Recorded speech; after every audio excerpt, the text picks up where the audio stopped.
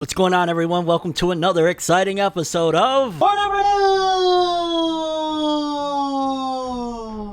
In today's episode, we've got some stories to talk about. Okay, people, for starters, we got a huge, we're gonna say rumor right now, but for the most part, if history has told us anything, it's that this is probably going to be 100% legit news for the Dragon Ball franchise, and in particular, a giant Dragon Ball anime-esque project that is incoming. Yes, people, very, very big stuff. We're gonna get into that one. We also have an update for the upcoming week of the Black Clover manga. A little unfortunate update, but nevertheless, we got a report on it. A series that we've been talking about has been doing very well, is doing extremely well and blowing up once again, just making me think that we're in the golden age of anime and manga. Like, the sales that this series is getting is extremely unorthodox and just holy cow. And it's not even a Shueisha Jump title either, which is even more crazy. We're going to talk about it. And while we're on the topic of sales, we got a bunch of sales in particular for some that kind of seem a little bit low, and it's making me question what's going on here, because this is the second time where we get sales for the latest volumes and it's looking really low. I mean, granted, a good chunk of them is only for like the first 3 days, but nevertheless, it's like, a little disappointing seeming. But it could be a shortage due to what's going on, the pandemic, and how Japan has been shutting down a lot of things. Maybe they can't push and print out enough books or something like that. But yeah, we're gonna dive into all of that. And also, Boruto, latest volume, looking a little light as well, but we're gonna get into it, like I said. We got an official date for the return of the Tower of God webtoon. I know you're excited about that. We got a bunch of updates for some upcoming anime. In particular, we got an update for the future of the Overlord anime. We got an update for the future of the Made in the Abyss anime, or Made in Abyss, I believe it's called. Netflix and David Productions teaming up for a new series. And a small update, or I don't know, relatively small, kind of big in a way, for Sailor Moon. So we're going to talk about that. And yeah, people, these are the topics we got. Without further ado, let's jump into another exciting episode of FORNEVERNEWS! The only news source that provides anything and everything anime and manga related. And we don't bore you. We get into it. Let's do it. No matter how you move, get it done. No matter how you move, get it done. No matter how you move, get it done. No matter how you move, get it done. Okay, people, so let's start off with some of these anime returns and updates and announcements for new seasons. In particular, we got a big announcement that apparently Overlord will be receiving a TV series season 4 and new anime film. Now, I've heard a lot of great things about this series in particular, and if I'm wrong and off on this, then forgive me. This is the knowledge that I've been obtaining from people just telling me about it. I believe it's an isekai anime, if I'm not mistaken, and yeah, it's really, really popular. A lot of people love it, and apparently it's been announced that it's getting a season 4 and a new anime film. So Overlord fans, y'all is eating and eating very well, and that also kind of tells a lot about it. The fact that it made it to a season 4, that's insane. And an anime film, that's pretty freaking crazy. So shout outs to Overlord. And while we're on the topic of anime getting continuations, apparently Made in Abyss season 2 has been announced, and it's set for 2022. Now, I've heard a lot of great things about Made in Abyss, especially recently. Like, there's been a lot of hype around it, and I'm not sure if it's because there's a big budget behind it as well. If I'm not mistaken, I want to say I even talked about it here on the channel, like a big statue that they made recently for Made in Abyss. But I've heard recently in particular some great things about Made in Abyss, and now they're already talking about season 2 2022. So if you're a big Made in Abyss fan, you can expect more of that as well. And another anime that's in production that I wanted to address is something called Spriggan. Now, Spriggan is being produced for Netflix by David Production. Now, David Production are the same studio that have been handling JoJo's Bizarre Adventure ever since part 1 all the way through, and y'all know that we just got the announcement that they're doing Stone Ocean. Oh my god, I can't wait. Jolene Cujo! But yeah, that just gets me a little bit worried. I'm not sure how much David Production has on their table when they're working on a JoJo's part, but I'm just kind of like, I hope that this work on this anime, maybe it's already done, and maybe that's why they're like, okay, we got this out the way, now let's get back to the creme de la creme, and it also probably put some money in their pocket to have more, you know, talented animators, staff, and whatnot. But yeah, according to this, it says Spriggan, new key visual revealed. The anime is scheduled for 2021 on Netflix worldwide. David Production is in charge of the animation production, and yeah, just look looking at it. It looks kind of cool. I mean, it's a David production, so like, you know, there's a few studios that you kind of trust for the most part. Like, you know, there's Mappa, you trust them. Likewise with, of course, Ufotable, whatever they put out, I'm checking it out. And then David Productions, I mean, they haven't steered us wrong with Jojo's, so yeah, there's that. So I might check it out, especially considering it's going to hit Netflix worldwide soon. Maybe it'll be a good one. Again, I just hope that it doesn't affect the production of Stone Ocean. Stone Ocean better be 10 out of 10, baby, because, oh, Jolene Cujo, she looks so fucking beautiful. Oh. Moving forward, now y'all know just recently we talked about the Tower of God webtoon returning after going on hiatus last June. The creator, I believe it's SUI or SIU, announced that they're returning this summer. Well, apparently we got the exact date. Popular webtoon Tower of God by SIU will resume on May 17th, 2021. So this month. I thought they said summer, so I'm thinking like July or something like that. No, we're only a few weeks away. So if you're a Tower of God fan, you've been waiting for the next chapter of the webtoon, we can resume this month, which is awesome. Honestly, like, I hope that we do get more of the anime. Like, I know some people have been questioning like these webtoon adaptations from Crunchyroll, but I really like the Tower of God. I get it if it seemed fast-paced for me as well, but there was something about it, the characters, Rachel, that really made me love it. So I hope we get more Tower of God anime. I mean, I'm pretty sure there's tons of chapters that they can adapt for a season 2. There's like almost 500 chapters of the webtoon. Okay, people, we got an update for Black Clover. Unfortunate, but it seems to be expected at this point, especially considering the way mangaka have been producing and working during the pandemic, because apparently Black Clover will be on break next week in Weekly Shonen Jump issue number 24. Series will be resuming back in issue number 25. So if I'm not mistaken, this Sunday, the officials, of course, we will be getting a chapter of Black Clover, but then next week we won't be getting one, and Jujutsu Kaisen is on break this issue, but then next week Jujutsu Kaisen will return. So it's a give and a take. That's one of the best things about reading different series in the magazine, is that, hey, if one series is on break, that's fine. I got 3 other ones. You know, I got One Piece, My Hero, Jujutsu Kaisen, Undead Unluck. Like, you got a shit ton of stuff, Marshall, to, you know, substitute for it. I mean, don't get it twisted. It is a bummer because, you know, I love me some Black Clover, but it also gives Yuki Tabata a well-deserved break. And jumping back a little more into sales, it's unfortunate that this sales round, and again, I'm going to attribute a lot of these really low manga sales to the fact that there's issues, you know, with the pandemic, and there's a lot of restrictions and things like that. I'm imagining that a lot of the places that, you know, publish and print books are probably going through some sort of operations that are not at full capacity, and that's why they're not able to push all these books into stores, because the latest round of manga, while a series like Marshall, for example, ranked very well, the sales weren't all that fantastic, because we just talked about the rankings for a lot of these manga. If I'm not mistaken, Undead Unluck was like 40 and Marshall was 1 in like its 3rd day or something along the lines of that. But in terms of sales, Marshall in its first 3 days out did 45,603 copies, which is about half of what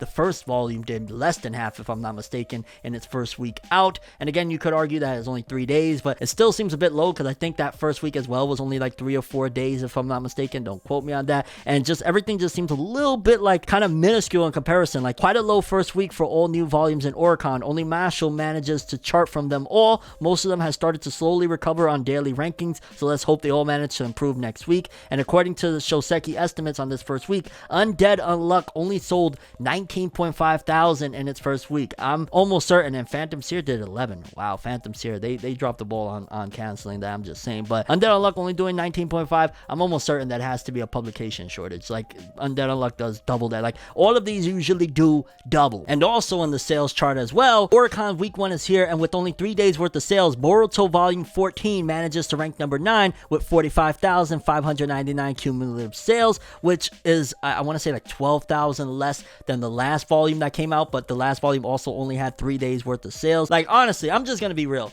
I love the Boruto manga. The Boruto manga has been fantastic for a long time now. Ever since Kara started, it's been pretty damn awesome, and it's gotten to points of like, really, holy shit, this is better than some parts of Naruto. It's had its low moments too, but ultimately, as a fan, I enjoy it. I even would say quality-wise, it's really damn good. Performance-wise, I'm at a loss at this point. I think it's safe to say that even Shueisha, Jump, and the people behind it are at a loss as to why the hell Boruto manga just doesn't sell well, considering it's a spinoff of a major, huge IP, Naruto. Like, I get it that the sour taste in the mouth, but it seems as though, like, with a manga and an anime, if the initial launch isn't well received, like, no matter how well a series does, no matter how great the content is, seems like it's just impossible almost for them to pick up the pieces. Like, if I was the publisher behind Boruto, and I'm just speaking solely from a business standpoint, so don't mistake it, don't say that ForneverWorld said, like, cancel. No, from a business standpoint, if I was Shueisha, I'll be honest with you, I would tell them,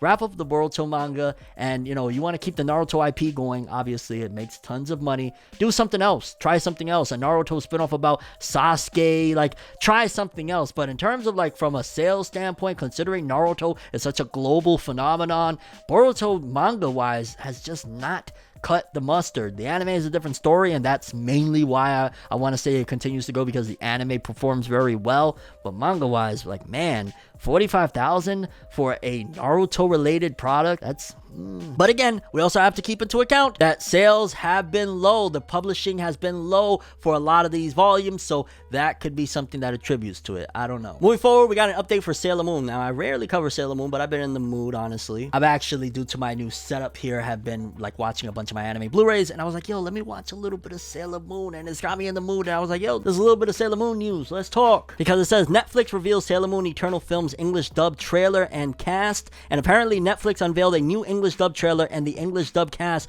for a two-part Pretty Guardian Sailor Moon Eternal the movie anime film project on Thursday. Netflix will begin streaming both films worldwide on June 3rd. The first film was originally scheduled to open in Japan on September 11, 2020, but was delayed to January 8th due to the new virus in Japan. The second film opened in Japan on February 11th. The film marks 25 years since the franchise last had a work that screened in theaters in Japan, and apparently these films, if I'm not mistaken, the two-part film project takes the place of a fourth season for Sailor Moon Crystal. The films will cover the Dead Moon arc of Takeuchi's original manga. So basically, if you're a Sailor Moon fan and you're a little bit confused, these two films are a replacement for season 4. So think like what Demon Slayer did with doing the Mugen Train, rather than putting that as like an anime season-esque thing. They just put it as a movie. That's what they did with Sailor Moon. And I haven't watched Sailor Moon Crystal, honestly, since like the first couple episodes. Like the Blu-ray that I showed you guys was the original Sailor Moon. I might actually jump into it at some given point. I know the art looks great, and I know that they've released it in a really weird way, because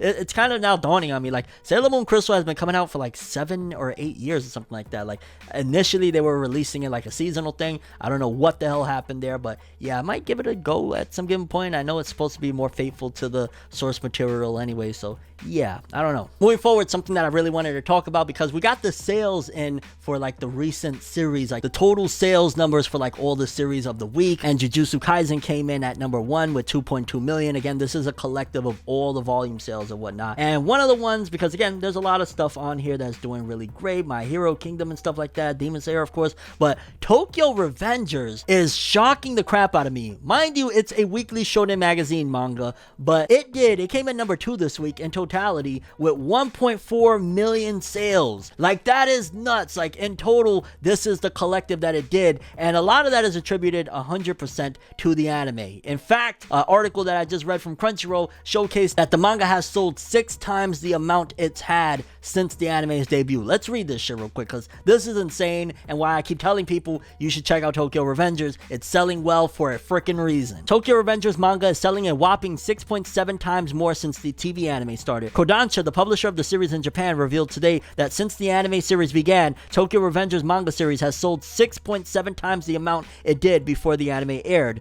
with, by Kodansha's own estimate, 1 volume selling every 2.4 seconds. That's a whole lot of manga. Kodansha said that the editors of the series are overjoyed that the manga is selling way more than expected. Just before the anime began in March, the official manga Twitter account for Tokyo Revengers revealed that the series had 10 million copies digitally and physically printed. Since then, the series has stayed in the top manga selling charts, being the 9th highest selling series in March, according to Oricon, who tracked physical sales of media in Japan, and jumped to 2nd place in April. With the live action film around the corner as well, it'll be interesting to see how much the manga has sold when the next official numbers release. But fam, Tokyo Revengers is blowing up. Love to see it, because it is not a Shueisha title. It is not something that you can say, well, it got the jump stamp of approval. Like, Like, it's in the same magazine, I want to say, as like, I think Fairy Tail, Eden Zero, and things like that. And usually Hiro Mashima is the only one that be selling well in that magazine. Well, that and Seven Deadly Sins, I take that back. But those are the two main guys. So for Tokyo Revengers to be blowing up like this, I love to see it. I can't stress enough. That is one of the anime of this season you should be watching, Tokyo Revengers. Okay, people, and lastly, one of the big draws of this video that I'm sure you came to watch, Dragon Ball. Seems as though we're getting another movie based on these leaks. Now, the information came from some sites that have accidentally leaked information in the past. There's some European sites that in the past, I want to say they've leaked stuff about like the last movie and things like that. Let's just read a little bit of this. According to an article posted on Toei Animation's European site, Toei Animation is set to announce a new Dragon Ball movie in 2022. Still, nothing is officially confirmed, so wait for May 9th, because according to this, it says May 9th, Toei Animation marks Goku Day with surprise animation of new Dragon Ball Super movie in 2022. Fam, I'm curious to see what the heck they're gonna do. Like, are they gonna go down the Demon Slayer path of like, yeah, we're gonna just adapt the moral arc into a film? Are they gonna do that? Is it gonna be something totally different? Is this going to be like what they did last time, where we had Battle of God, Resurrection F, and then the anime came? Are they gonna go that route? Because we already got the Broly film. They do one more film, they could return with the anime, and depending on what direction they decide to go, whether they like, okay, we're gonna redo the Broly movie for an ongoing TV anime, likewise with that film, or they just gonna release it in films. Like, I'm really curious to see how this is going to pan out, assuming that this is going to be an announcement. And yeah, it's been like, what, the Broly movie came out the tail end of 2018 in Japan. I think it was like December of 2018, November, around there in Japan. We're going on 3 years since, you know, no anime of Dragon Ball Super, and they kind of pulled the plug at one of the pivotal moments of Dragon Ball Super being at its height. It's about freaking time. Let's get more Dragon Ball Super. I am so ready. May 9th, let's do it. That would be the best present for Goku Day. Mark my words. If that happens that day, I'm not even going to do a big FORNEVER news. We're just doing one video talking strictly about it because I'm really hyped. It's time. But that's the stories we have for this one. I'm curious what you guys think. The Dragon Ball movie coming in 2022, you think it's legit? If so, what are you expecting?